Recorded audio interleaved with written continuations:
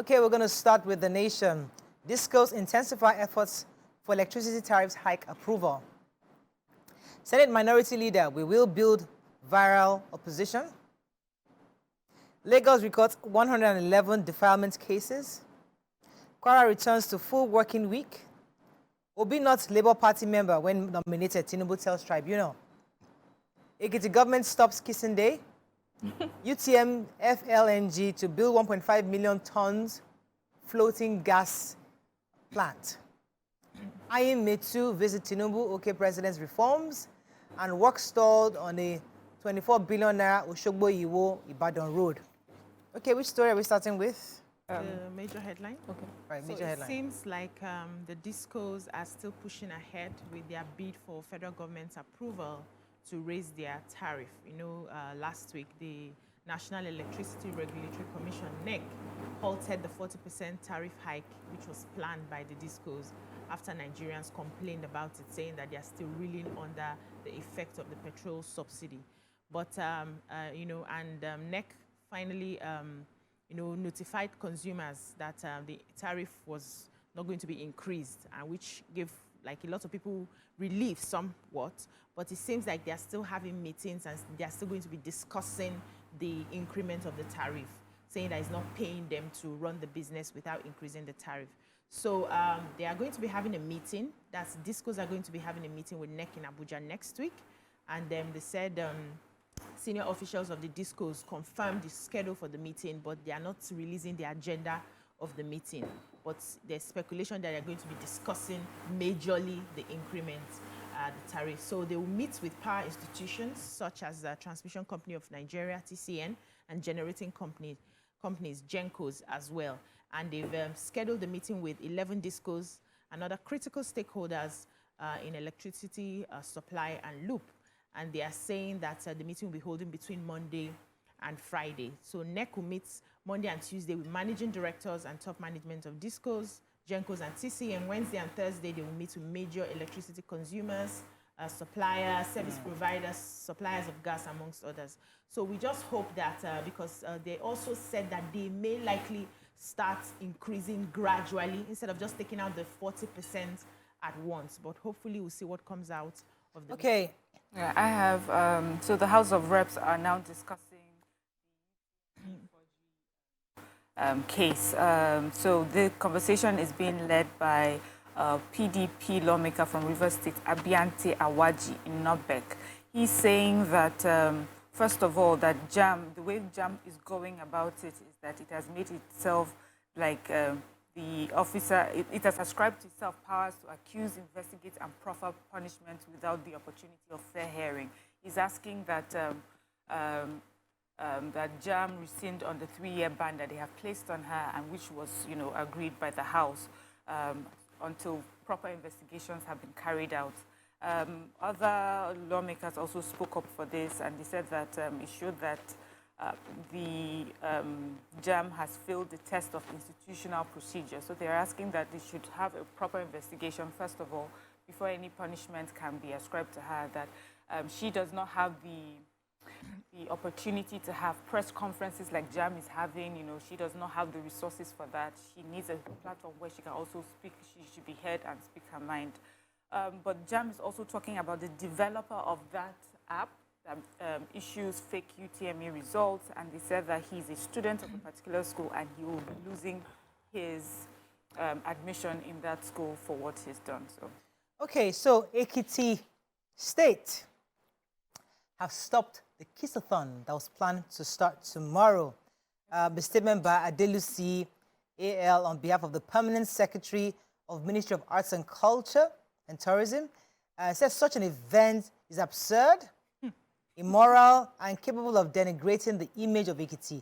These kids had, the group of them, they're planning to kiss for 3 days. And they high. He said that the Ministry of Arts and Culture hereby prohibits the hosting of such events or any other event like it in any facility that wishes to continue to operate lawfully in Ekiti State. So they want all the hotels, all the event centers. We must all catch you. That's what it is for 3 days. Won't you breathe? Focus on their immune first. okay, this is and still breathe. I thank God. How? for 3 days. My goodness. You should join Anyway, can I talk about the Osun section, the Osun State section of the 91-kilometer Osogbo Iwo-Ibadan road? According to Nation, it has been abandoned. The cost of the road cost 24 billion, 11.3 billion to Oyo State and 12.5 billion to Osun State. They said that work has stopped, but both of them, Oyo State and Osun State, are saying they are bent on doing the road, that it's the rains that have stopped them from doing the road. That's why it has slowed down. Okay, let's go on a quick break. When we come back, continue with our review. Stay with us. We'll be right back. So we move to Punch. Flood alert, state order evacuation as FG issues disaster warning. Lagos killer cop dismissed for shooting generator repairer dead. Nigeria exports 23 billion naira electricity. Local consumers lament outage. UTME forgery reps order probe. Fraudulent app developer risk dismissal. Tinubu not indicted for over forfeited $460,000 Bamidele tells Tribunal. Telecoms investments hit $75 billion. FG subscriptions now 60,000, says NCC. Principal officers, National Assembly crisis split APC National Working Committee. Adamu meets Tinubu. Okay, which story are we taking in Punch? We can start with the major headline. Major headline, So please. we know state governments have directed residents living around flood areas to vacate the danger zones before it's too late. We had an advisory that was given for July. That's the prediction in July. And they said that they have to warn citizens living near natural waterways, floodplains, and erosion spots. So in a statement yesterday, the National Emergency Management Agency said that 14 states and 31 communities might witness heavy rainfall that could lead to flooding from July 4th to July 8th. And they mentioned some of these communities. They said Langtang, Shendam in Plateau State, Sumaila Tundungwada in Kano, Shagari Gorungyo, Silami in Sokoto, Okwe, Delta State, Kachia, Kaduna State, Upene Kang in Akwa Ibom, Mubidemsa, Song, Mayo in Belwa, Jimeta and Yola in Adamawa State, and Katsina, Jibia, Keita, Bindawa, all in Katsina State. They also mentioned other communities there. They said also the impacts have started affecting people. There was this one-year-old boy who drowned in a downpour in Katsina Tuesday night. Said the rain began just before 4 p.m. and ended shortly around 10 p.m. And the mother was trying to, she had another baby on her back. She was just trying to, she carried the boy on the shoulders and was trying to leave the area when the boy from the shoulders fell into the flood, and flood swept him away. And that was how this poor boy was lost. And so they are saying that if you know you're living in those areas, you just need to vacate, at least for now. But one of the local people was lamenting, saying that, look, they've been living there for more than 3 years. It costs between 5,000 to 6,000 per month. Where are they going to get money to locate? That government should help them find somewhere to live, or that they don't have that kind of money.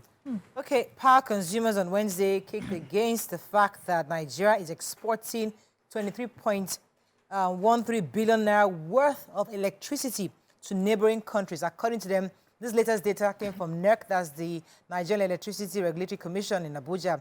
They show that Nigeria continues to export this the electricity, a scarce commodity in Nigeria, is yet been exported. According to this report also, Nigeria remitted the value of 50.98 million, which is about 23 billion, but only got back $32.6 million, which means that equivalent of 15 billion.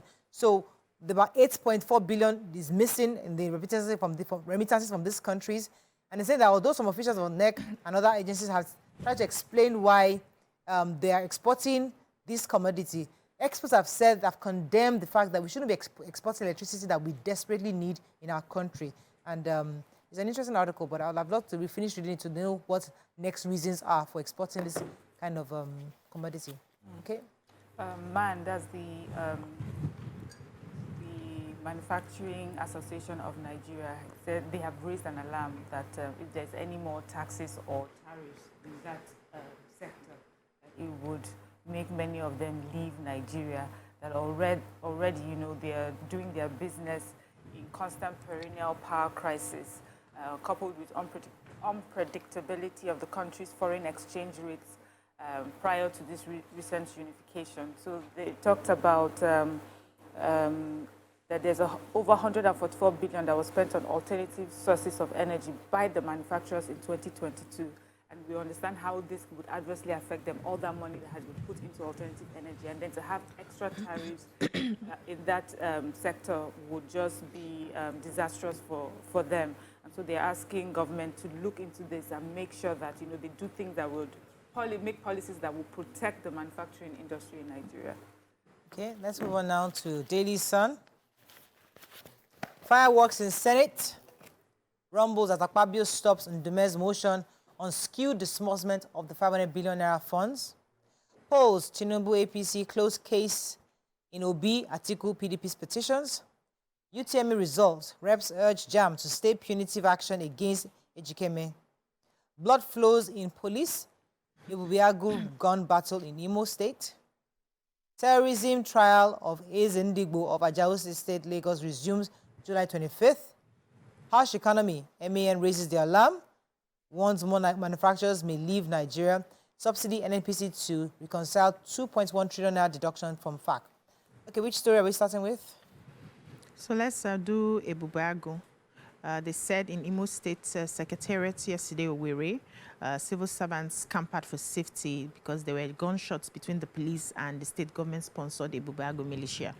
According to the story, they said, this was according to a witness, and he said the Ebubago group was allegedly bullied by a group of policemen near the state attorney's general office. And, you know, before they realized what was happening, Ebubago team, most of them came and joined, and they started shooting in the air. So the police shot in the air, Ebubago people fired back in the air. However, nobody was injured, but it was just like a misunderstanding between both of them. Okay, let me talk about the issue of MAN, that's the Manufacturers Association of Nigeria. They have threatened.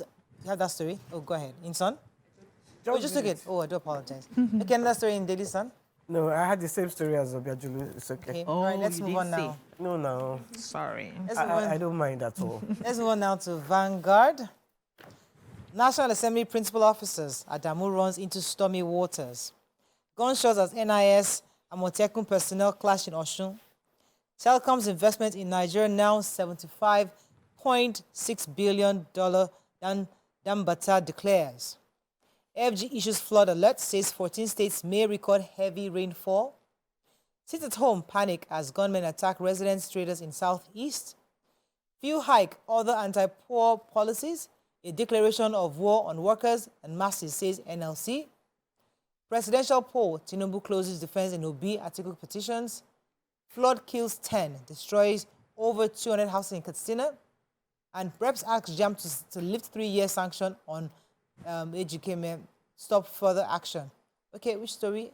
So suspected gunmen,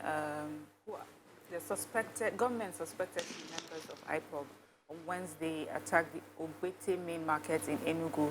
They came out and they were shooting sporadically.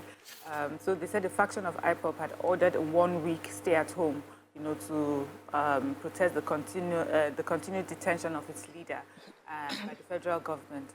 But after they had declared that 1 week stay at home, government assured, you know, indigents and residents to go out and go about their business. But they said it wasn't long that they settled into the markets and they were doing their businesses that these men came and they were shooting all around. Of course, everyone scampered. And as we know, I took the story yesterday, I think in Ebonyi State too, men went into the market and they were shooting sporadically and, you know, burning some vehicles as well. So this is, that was in Ebonyi State, but this is Enugu State. So people are back, so the people are at home. For me, it just shows that there's a lot to be done. You know, the state government has a lot to do. What alarmed me about that story is that after the militants had come and gone, the police now came out to start guarding. But they already knew there was a sit-at-home order. Why were you not? And you have said, come out, come out. So they have obeyed you and come out, and you're not there to protect them. Yeah. Come on, I don't even understand. Where do they get off? It was in the papers yesterday that the governor had threatened that civil servants must go to work, you know, and there's a group of lawyers that had come out to say, why would you threaten civil servants with this, knowing the What's at threats to their- stake. yes, what's at stake. How are they supposed to do it? In fact, even getting cars or transportation to go to work will be hard because those ones will be at home. So they need reinforcement. They work need maybe that because I can understand they might not have enough police officers across the state. We don't even have enough across the country. Yeah. So they need certainly reinforcement from either from federal government or somewhere to support them. Because how many police can you put across?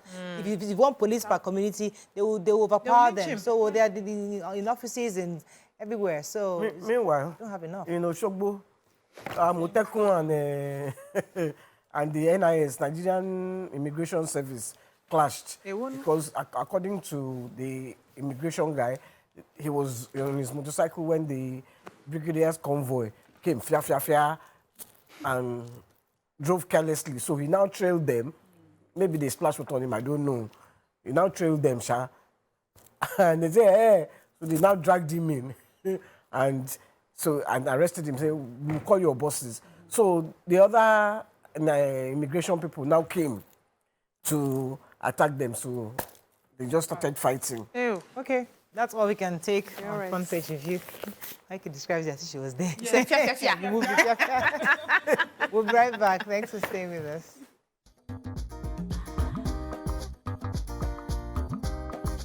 Stay tuned. Your View will be right back.